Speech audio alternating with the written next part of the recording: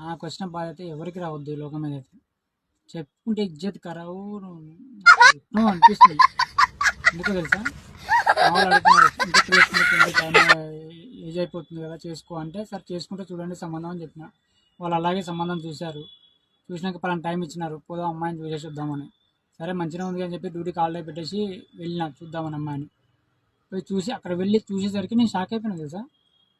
ఎందుకంటే అక్కడ అమ్మాయి పెళ్లి పిల్ల వాళ్ళ మదర్ వచ్చేసి నా క్లాస్మేట్, 10th క్లాస్మేట్. నాకు చిన్నప్పటి చదువుకుంది. అక్కడ పోయి నేను ఏం చేయాలో అర్థం కాక సపోర్ట్ వచ్చేసి నేను ఇంటికి. మరుసటి రోజు అమ్మాయి వాళ్ళ మదర్ ఫోన్ చేసి, అరే నీకు సిగ్గులేరా నీకు, ఇంకా 40 ఏళ్ళు వచ్చినాయి ఇంకా పెళ్లి చేసుకోలేదు, నువ్వు నా బిడ్డను చూస్తా నీకు వచ్చినావు, ఇంకెప్పుడు చేసుకుంటారు పెళ్ళి, పెళ్ళి గిల్లు వద్దు సన్యాసిలో చేసుకోవాలి.